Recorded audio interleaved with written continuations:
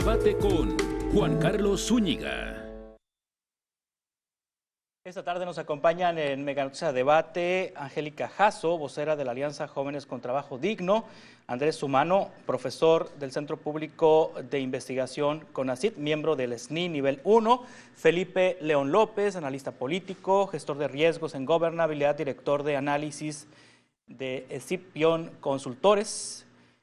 Gracias por estar con nosotros esta tarde, Angélica, Felipe y Andrés. Angélica, me gustaría iniciar con usted. ¿Qué balance hay de este programa de Jóvenes Construyendo el Futuro? Muchas gracias por la invitación. Buenas tardes.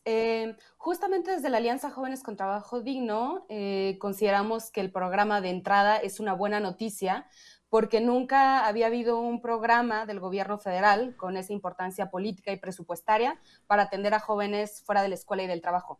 Sin embargo, consideramos que tiene limitaciones muy importantes que el próximo gobierno deberá atender para mejorar la eficacia del programa. Por ejemplo, el programa no está focalizando a los que nosotros llamamos jóvenes oportunidad, que son jóvenes con rezago educativo, con ciertas barreras estructurales para acceder al trabajo digno. Son jóvenes que trabajan pero en condiciones precarias, jóvenes que estudian pero en condiciones de pobreza. Entonces, el programa realmente no está llegando a quienes más lo necesitan, principalmente en zonas periféricas de las ciudades, que son donde hay mayor cantidad de jóvenes oportunidad.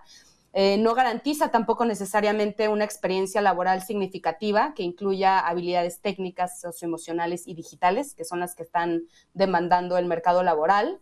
Y no hay mecanismos de vinculación laboral efectivos para los participantes del programa, es decir, los jóvenes que participan terminan su experiencia laboral y no hay ningún mecanismo de seguimiento para insertarlos o para ayudar a buscarles un trabajo formal. Entonces, sí consideramos desde la Alianza Jóvenes con Trabajo Digno que es muy importante que el programa continúe, pero sí que se deben atender esta serie de limitaciones que tiene el programa para poder mejorar su efectividad. ¿Se sabe si hay beneficios para las empresas, Andrés, a partir de la creación de este programa, y si los jóvenes, una vez que transcurrió el año que el gobierno proporcionó ese apoyo económico para que realizaran prácticas profesionales en estos centros laborales, se quedaron finalmente trabajando en dichas empresas? Pues justamente no está claro, porque desde el gobierno federal no han dado resultados sobre esto.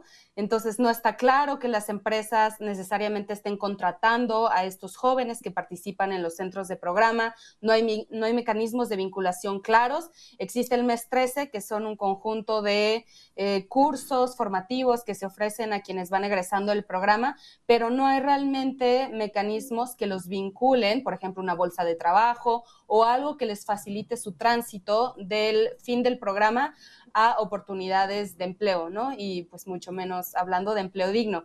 Entonces, sí es muy importante que el próximo gobierno contemple construir estos mecanismos de seguimiento y de vinculación laboral de los jóvenes participantes.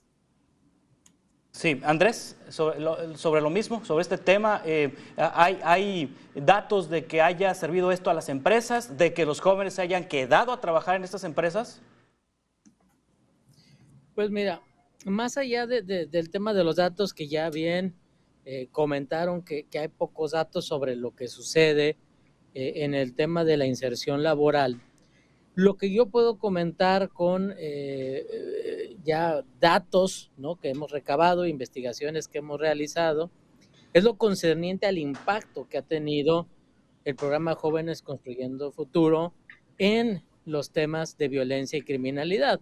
En algún momento, y parte de por qué se crea este programa, un estudio del Banco Mundial encontró que había una correlación entre lo que en su momento se denominó, podemos argumentar si correcta o incorrectamente, como ninis, ¿no? Jóvenes que no trabajaban ni estudiaban, y que había una correlación entre la cantidad de estos jóvenes que no trabajaban ni estudiaban y los índices de violencia, ¿no? Particularmente los homicidios. Esto sobre todo del año 2017 en adelante. Eso encontró el Banco Mundial. Entonces, en esta idea de que una forma de reducir la violencia, viendo que había esta correlación, pues era atender las causas, ¿no? Y un poco de lo que ha hablado la administración federal actual en el sentido, bueno, si damos condiciones, en este caso, a las personas de más alto riesgo, que en este caso son jóvenes, en esos rangos de edad, ¿no? Podemos lograr reducir la violencia. ¿Qué hemos encontrado en los datos? Lo que hemos encontrado en los datos es que esto no sucedió. Es decir, no, corriendo los modelos que sea necesario correr y haciendo las pruebas econométricas, no encontramos que el programa haya tenido ningún impacto ni en reducir los homicidios dolosos, ni en reducir la criminalidad, ¿no?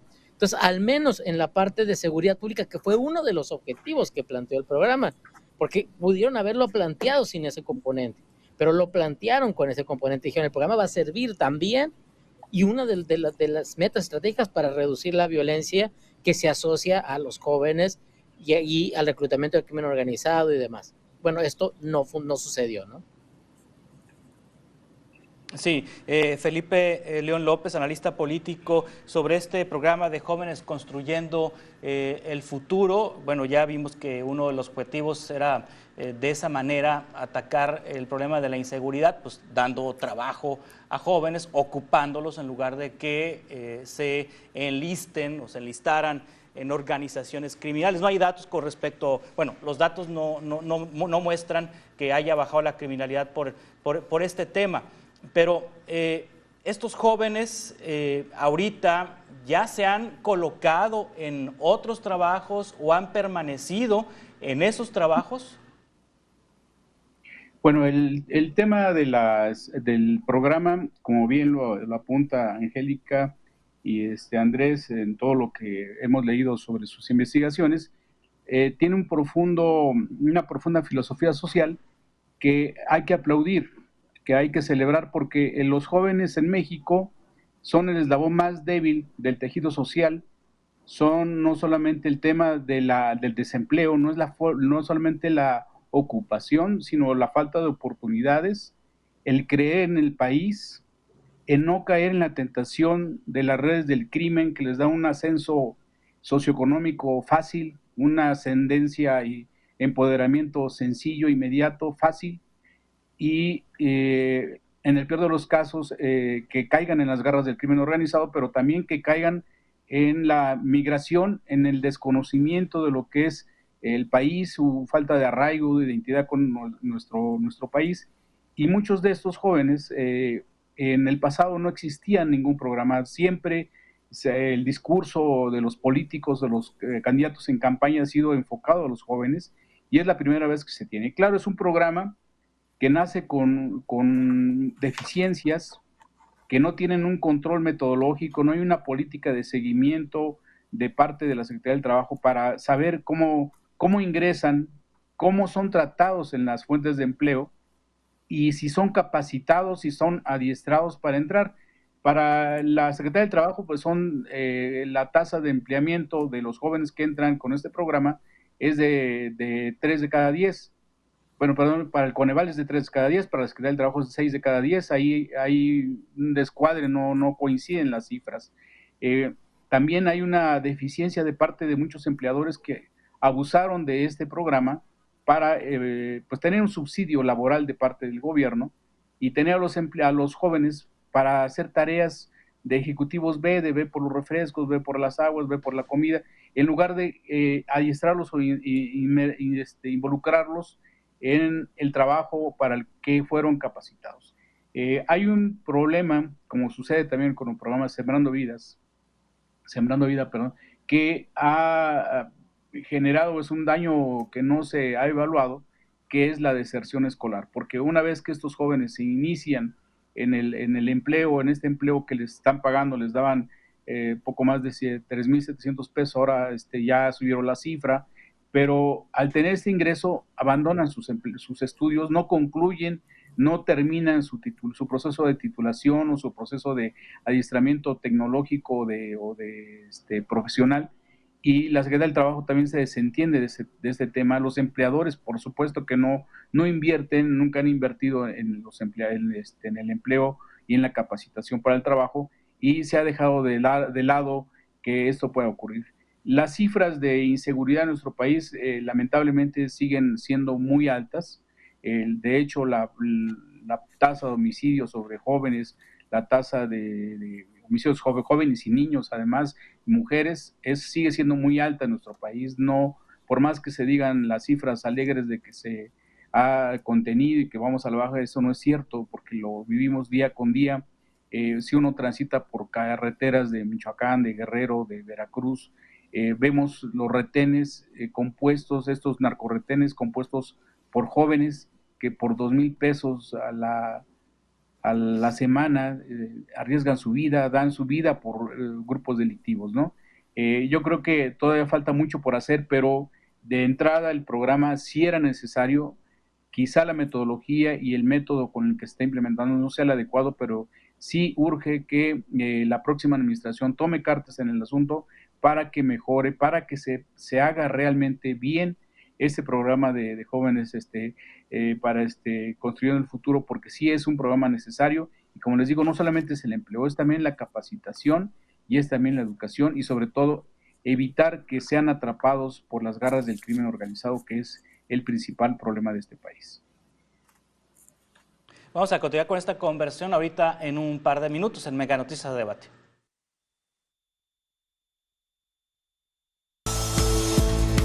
A debate con Juan Carlos Zúñiga.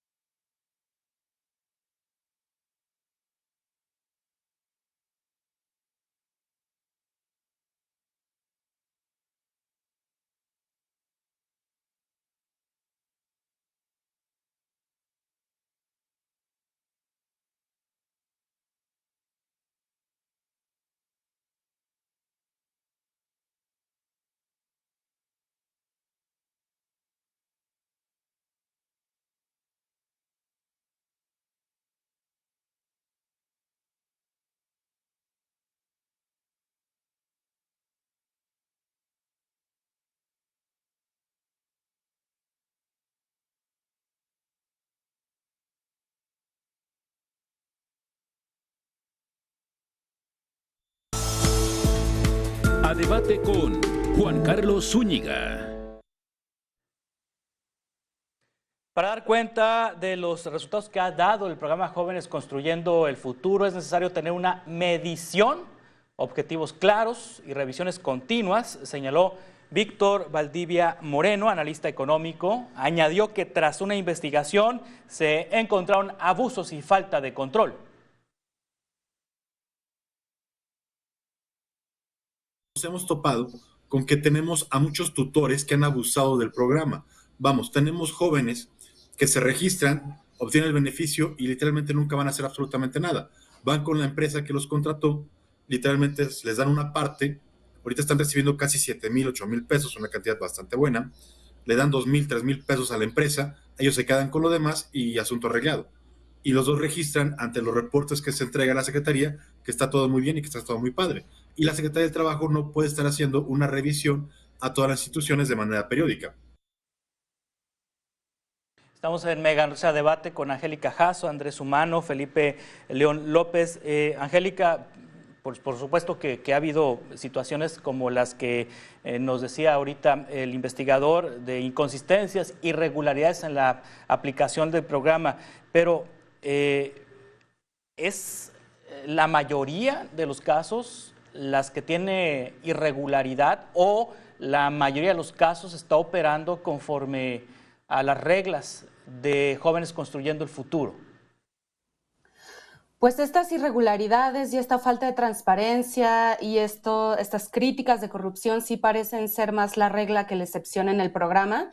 Por eso urge crear un sistema de monitoreo y evaluación que contemple la retroalimentación tanto de los centros de trabajo como de los jóvenes participantes, como de las instancias de capacitación, porque pues lo que no se mide, lo que no se evalúa no se puede mejorar, y efectivamente, como ya han subrayado Andrés y Felipe, pues el programa tiene muchísimas áreas de oportunidad, ¿no? Además del sistema de monitoreo y evaluación, como mencionaba hace rato, falta focalizar mejor a la población objetivo. Hay, por ejemplo, muchos participantes que tienen estudios universitarios, digamos, y para nosotros, digamos, ya no son jóvenes oportunidad, no entran dentro de este universo de jóvenes que tienen más desventajas estructurales, ¿no? Que tienen rezago educativo, que están en condiciones de pobreza y que enfrentan otros obstáculos para acceder al empleo. También tiene que revisarse el monto del apoyo económico del programa, porque ya es más alto que las becas de educación media superior y educación superior. Entonces, en muchos casos resulta un incentivo para que jóvenes abandonen la escuela, ¿no? Que es algo que no queremos. Hace falta también, como mencionaba, los mecanismos de vinculación efectivos, bolsas de trabajo o algún tipo de mecanismos, quizá a través del Sistema Nacional de Empleo, que pueda facilitar a estos egresados del programa vincularse con oportunidades de empleo y sobre todo de empleo digno, ¿no? Que es algo que tampoco contempla el programa. Y finalmente, también el programa debería de contemplar acceso para mujeres a guarderías, ¿no? Porque la mayoría de estas personas jóvenes son mujeres y además muchas de ellas ni siquiera pueden salir a buscar un trabajo porque tienen labores domésticas y de cuidado en el hogar sin remuneración. Entonces el programa también debe contemplar esta perspectiva de género, porque sin eso muy difícilmente va a lograr aumentarse la tasa de empleabilidad de jóvenes en el sector formal.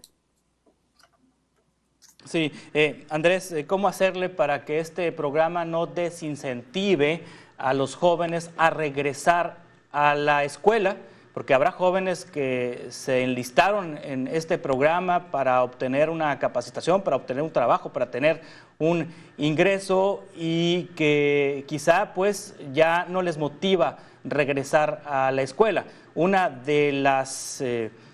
Uno de los requisitos para estar en este programa es no estar en la escuela, estar sin estudiar y sin trabajar. ¿Cómo hacerle para que no desincentive regresar a la escuela? Bueno, mira, el tema es ¿para qué queremos el programa? El programa es un instrumento, ¿no? Es una herramienta que nos permite alcanzar objetivos. Y el tema con las cuestiones o este tipo de programas que se pretenden de una manera más general o incluso a veces de forma universal, es que se llega a objetivos muy ambiguos de poblaciones tan generales que vuelve muy difícil poder calibrar el programa de forma que alcance los objetivos que se están buscando para las poblaciones en particular. Entonces, si lo que queremos con el programa Jóvenes Construyendo el Futuro es reducir la violencia y la delincuencia, por ejemplo, que no necesariamente eso es lo que se tiene que querer. Puede ser que lo que se busque sea inserción laboral, puede ser que lo que se busque sea darles una fuente de ingresos, etcétera, ¿no? Puedes buscar muchas cosas, pero por ejemplo, si lo que se busca es reducir la violencia y la delincuencia con el programa, pues entonces tienes que ir precisamente primero a ver cuáles son los jóvenes que efectivamente están en más riesgo de cometer actos violentos y delictivos, cuál es esa población de riesgo, y entonces ahora sí, de qué manera el programa puede ayudarte a que no lleguen a esas conductas criminales o violentas. Hoy no lo está logrando precisamente porque como tiene una población tan general y unos objetivos tan generales, pues la herramienta no está calibrada para poder darte esos resultados. Y lo mismo te va a suceder en otros ámbitos, ¿no? Inserción laboral, en el tema de ingreso, en prevención de otro tipo de conductas y demás. Entonces, ¿qué queremos con el programa? Creo que es lo primero que tenemos que tener claro, y no creo que hoy la Administración Federal lo tenga claro. Y después, ahora sí podemos hablar, cómo ajustamos el programa, como ya mencionaba Angélica, respecto a su teoría del cambio, para que nos pueda dar los resultados que estamos buscando, ¿no? Sí, Felipe León, ya se superó esa percepción que no sé si siga existiendo, pero cuando menos cuando empezó este programa, de que el gobierno estaba dando dinero a las personas que no estudiaban y que no trabajaban. En realidad no es así, pues las reglas de este programa es que se inserten en un centro de trabajo y se les pague durante un año, se les dé un apoyo gubernamental durante un año, la empresa obtiene esa fuerza laboral y se compromete a cambio a capacitar a este joven. Pero la percepción que se creó al inicio, sobre todo desde la oposición, era que se estaba regalando dinero, se estaba premiando a quienes no estudiaban y no trabajaban. ¿Esa percepción ya quedó atrás o persiste? Yo creo que persiste todavía en un núcleo importante de la población que crean que toda la parte de este tipo de programas de bienestar pues es dinero tirado a la basura o que no tiene ningún fin, ¿no? En efecto, faltan muchas cosas por hacer en este programa, pero toda la inversión que se pueda hacer en materia de política social para atender a los jóvenes, para evitar esto, una inversión social de todos, porque es el futuro y es la construcción del país que viene hacia adelante. Mientras esta atención no se esté brindando, no se esté invirtiendo, simplemente se va a seguir dejando de lado. ¿Qué es lo que falta? Bueno, pues faltan un montón de cosas. En efecto, hay que mejorar la metodología, se tienen que definir claramente los objetivos, segmentar bien los grupos sociales a los que deben atenderse, pero también faltan acciones complementarias, realmente que sea un programa integral, el seguimiento de cada caso, de cada joven, ¿no?, inscrito, tiene que darle un seguimiento incluso antropológico para saber si se le está beneficiando, si está de acuerdo, si está aprendiendo, si no está aprendiendo, porque eso no se hace. Eso lo hacen en otros países, ¿no? Hay en otros países las becas de universidades, las becas de jóvenes, que son privadas en gran parte de estos países, sobre todo de los países capitalistas más desarrollados. Hay un seguimiento, hay una evaluación de parte de las universidades para saber en qué va y cómo va cada estudiante, ¿no? Se necesita acuerdos con universidades y los tecnológicos para que concluyan o haya un compromiso de los estudiantes para concluir sus estudios, cerrar los ciclos y poderse preparar. Asimismo, también se requiere pues que los jóvenes tengan la obligación de una capacitación permanente, una actualización de los conocimientos que va teniendo en sus centros de trabajo, en los centros de trabajo que están ahí se tienen que involucrar a la parte patronal, porque los tutores hasta ahora, gran parte de estos tutores, por la falta de seguimiento, la falta de evaluación, pues como bien lo dicen, es mucha simulación, hay mucho truco y mucha corrupción también de parte de esta gente, porque en efecto sí les quitan una parte a algunos empleadores que dicen, bueno, es una oportunidad para que el Estado me subsidie mi mano de obra, ¿no? Y la tienen ahí sin compromiso de empleo, sin compromiso de darle la plaza o darle el empleo cuando concluye este programa, ¿no? También se requiere que existan programas de certificación, de conocimientos, de habilidades para que puedan insertarse correctamente en el mercado laboral, independientemente de que se queden o no se queden en el empleo que están ahí. Y bueno, el presidente de la República había prometido que este programa lo iba a elevar al rango constitucional el pasado 5 de febrero y creo que no, a menos que me equivoque, no sucedió nunca, ¿no? Es decir, siguen las cosas ahí en el aire, pero realmente sí le falta todavía a este gobierno saber vender y sabernos informar y darnos a conocer cómo funcionan y por qué la razón de ser de estos programas. Vamos a continuar con esta conversación ahorita en un par de minutos.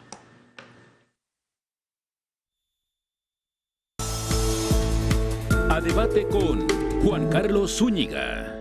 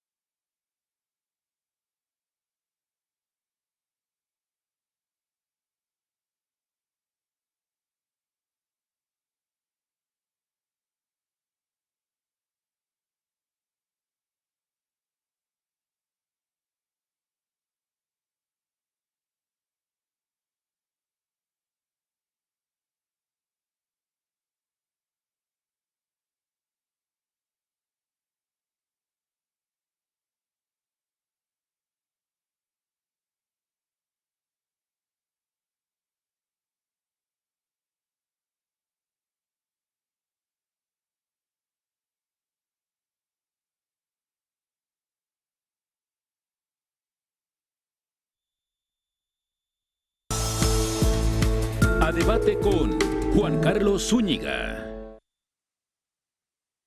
Algunos datos del programa Jóvenes Construyendo el Futuro para octubre de 2023, al corte de octubre de 2023, 332,388 jóvenes recibían cada uno 7,572 pesos mensuales.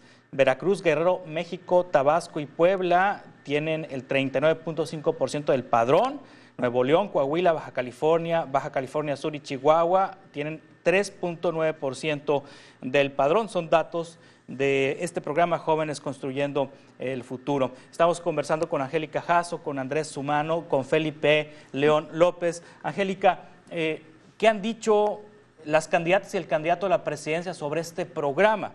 Sabemos que en el caso de las candidatas, pues las dos han manifestado que van a continuar con los programas sociales, pero particularmente sobre este programa, las candidatas presidenciales, el candidato a la presidencia, ¿tienen en el radar todos estos aspectos que nos has compartido esta tarde respecto a las áreas de oportunidad que tiene este programa? Pues realmente se ha dicho muy poco sobre este programa en concreto. En los 100 puntos que presentó la doctora Sheinbaum se menciona que sí se pretende continuar con el programa, que incluso se van a ajustar las becas de educación media superior y superior a la alta para que no haya tanta diferencia entre el monto de esas becas y el monto del programa Jóvenes Construyendo el Futuro, pero realmente no se ha dicho mucho en los debates, en los pronunciamientos públicos sobre el programa en específico. Entonces es un poco pues un signo de interrogación, ¿no? Si el programa va a continuar, si se va a abandonar y si continúa. También se ha dicho poco sobre si se le van a hacer ajustes, mejoras para poder mejorar pues sí, la efectividad o sus resultados, que para empezar, como decía Andrés, pues habría que aclarar cuáles son los objetivos que se están persiguiendo realmente, ¿no? Si es bajar los índices de criminalidad, si es aumentar la inserción laboral, eso tampoco queda muy claro en el programa. Lo que sí queda claro es que pues no sería un acierto que el programa continúe tal como esté, tampoco sería algo bueno que desapareciera, el programa debería mantenerse porque digamos, la magnitud del problema de jóvenes fuera de la escuela, fuera del trabajo, es muy grande. Son 5.1 millones de personas jóvenes que están desocupadas, disponibles o no disponibles, pero que están desvinculadas de la escuela y del trabajo. Entonces, el problema sigue ahí, los datos se han movido muy poco. Lo que sí es pues muy necesario y urgente incluso es que el programa pueda ajustarse para pues ofrecer mejores oportunidades a las personas jóvenes en el país. Sí, ¿es adecuado que este programa continúe en la Secretaría del Trabajo, Andrés? Mira, eso es algo que habría que discutir y que tiene que ver precisamente con el objetivo que se le quiera dar a futuro, ¿no? Si el objetivo del programa tiene que ver con empleo, tiene que ver con formación y darle capacidades para el trabajo a los jóvenes, tiene que ver con que tengan una experiencia que les permita mejorar su perfil en temas de empleabilidad, pues bueno, puede ser que se mantenga en la Secretaría del Trabajo. Si el objetivo del programa tiene que ver con otros objetivos, como es el tema de reducción de violencia, delincuencia y atender las causas de la violencia, en particular pensando en el tema de jóvenes, bueno, ahí sí tendríamos que moverlo y hacer ajustes importantes, ¿no? En cómo abordamos esta problemática, porque evidentemente no está funcionando para ese propósito como hoy está diseñado. Entonces, va a depender mucho de qué se quiera lograr con el programa, cómo se vea a futuro. Me parece a mí que es mucho más inteligente y eficaz ir segmentando, ¿no? Es decir, a ver, de esta parte de la población, ¿qué grupos son los que queremos mejorar su perfil en cuanto a temas de empleabilidad? ¿Cuáles grupos, digamos, se está pensando ya en el tema de una inserción laboral? ¿Cuáles, incluso podríamos tener ahí una externalidad negativa, ¿no? Que es algo de lo que comentabas, en cuáles incluso estamos generando un perjuicio al estarlos sacando de la escuela para irse a trabajar o impidiendo que regresen a la escuela porque están yéndose a trabajar, ¿no? Entonces, ¿y cuáles grupos necesitamos darle otro tipo de apoyo de estos jóvenes precisamente para evitar que caigan en el reclutamiento del crimen organizado o en otras cuestiones. Entonces creo que hay que repensar muy bien el programa. Sí se requiere una reingeniería y un rediseño del mismo para poder atender de manera más adecuada a la población joven, que como bien han mencionado, requiere una atención urgente. Este ha sido un gobierno sumamente adultocéntrico. La atención ha sido y los recursos han ido de manera desproporcionada. No que sea malo, es decir, qué bueno que se atiende a los adultos mayores, pero sí hay un desbalance importante en cómo se ha ido asignando el recurso y obviamente la cobija no alcanza para todos. Entonces, en la medida en que tú generas un desbalance, ¿no? En cómo asignas los recursos hacia un grupo de población, en este caso, las personas adultas mayores, pues descuidas a los jóvenes. Entonces, sí necesitamos atender a esta población que no se le ha atendido lo suficiente en esta administración, pero también tenemos que discutir los cómo, y ahí es donde viene también lo importante, ¿no? Sí, los programas sociales han estado bajo la lupa, sobre todo de la oposición, Felipe, por el riesgo de que puedan ser utilizados de manera política o electoral por parte del partido en el poder. En el caso de Jóvenes Construyendo el Futuro, ¿hay evidencia de que se haya utilizado este programa con fines electorales o con algún objetivo específico el 2 de junio? Pues mire, específicamente y en abierto no existe alguien que pueda decir este programa es para Morena, pero basta con ver que los promotores y todo el chaleco guinda está por todos lados y tiene una connotación partidista, ¿no? Así pasó en la época del PAN y pasó en la época del PRI. Los chalecos, las chamarras de los programas tienen el enfoque o el perfilamiento político partidista del gobierno en turno para darle, ¿no? Entonces, en ese sentido, pues bueno, no es nuevo, se identifica y así está ocurriendo. En ese proceso electoral, pues son el 30% del padrón electoral lo componen jóvenes, son 26.2 millones de jóvenes entre 18 y 29 años los que van a inclinar la balanza hacia algún candidato presidencial y obviamente una buena parte de estos jóvenes están en los programas, ya sea becas de bienestar o en los jóvenes construyendo el futuro. Entonces seguramente algunos de ellos van a tener, o muchos de ellos van a tener esa inclinación natural porque creen que es el gobierno partido el que los está dando el beneficio. Sin embargo, también hay una población amplia, crítica y con criterio propio que creo que no lo va a tomar así. Lo importante es mantener el programa, que pueda institucionalizarse, que pueda despartidizarse, que realmente se cree una reingeniería total del programa, porque sí se requiere. No puede ser posible que todavía en nuestro país se cometan pues más de 33,000 delitos contra los jóvenes, que sean más de 13,000 los homicidios, 95 feminicidios que estén localizados en la población juvenil de nuestro país. Hay más de 3,000 jóvenes y adolescentes en conflicto permanente con situaciones de violencia o de problemas de legalidad y que requieren atención. Yo creo que la pregunta que decía si requiere estar en la Secretaría del Trabajo o debe estar en la Secretaría de Bienestar, yo creo que incluso por el peso poblacional que tienen los jóvenes en nuestro país en esta coyuntura, en esta generación, creo que incluso tendría que pensarse no en un instituto de la juventud que no sirve para nada, sino realmente en algo más grande, algo más amplio, que se convierta en una política pública de trascendencia y que se despartidice totalmente, ¿no? Yo creo que esa sería la misión del próximo gobierno, que como bien han comentado, pues parece que las candidatas están preocupadas más en decir quién ofrece más, pero no han dicho todavía cómo lo van a hacer para poder mantener y que se pueda sostener sin depender totalmente del presupuesto público, pero sí involucrando a los sectores social y al sector productivo de nuestro país. Sí, influye, Angélica Jasso, en el joven que recibe este apoyo económico del gobierno, en la decisión que puede tomar en la urna, en las urnas. Pues eso es difícil decirlo. Como mencionaba Felipe, sí hay una identificación entre los programas sociales y la identidad gráfica, ¿no?, de los servidores de la nación, el Colón Guinda, pero es difícil, ¿no?, medir el impacto y qué tanto los jóvenes, las personas jóvenes hacen esta identificación o están pensando esto a la hora de salir a votar.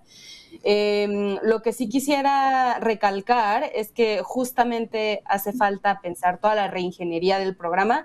Justamente desde la Alianza Jóvenes con Trabajo Digno entregamos hoy un documento de propuestas a representantes de las candidaturas presidenciales y es una agenda de propuestas, de 4 propuestas para construir una política pública integral que garantice trabajo digno para jóvenes oportunidad.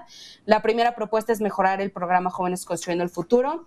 La segunda es fortalecer las instituciones de educación y capacitación de nivel superior, no revalorizar toda la educación técnica y tecnológica en el país. El punto 3 es crear el Sistema Nacional de Cuidados, porque 8 de cada 10 jóvenes que no pueden salir a buscar un empleo son mujeres, porque ya realizan labores domésticas y de cuidado en el hogar sin remuneración. Y el 4 es impulsar una política laboral que garantice trabajo digno para jóvenes oportunidades, porque si bien se avanzó un poco con la recuperación del salario mínimo, con la nueva reforma laboral de 2019, todavía hay millones de jóvenes que no pueden ejercer su derecho al trabajo digno en México.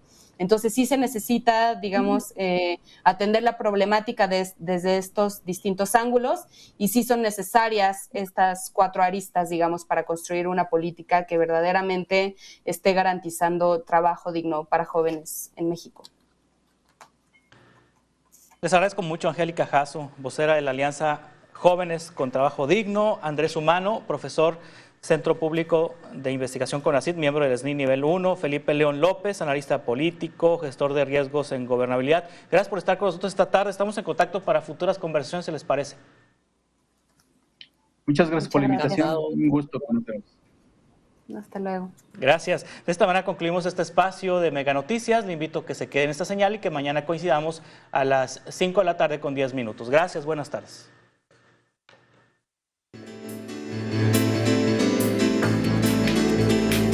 Temperatura en las principales ciudades de México a las 15 horas.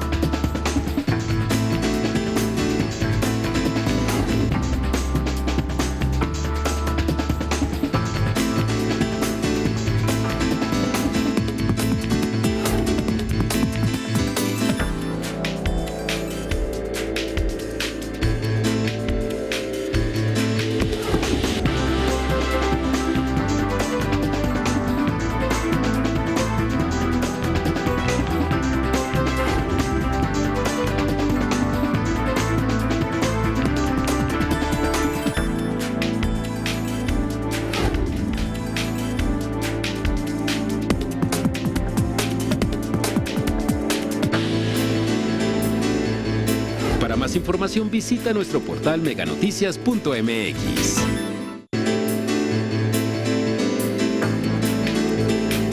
Temperatura en las principales ciudades de México a las 15 horas.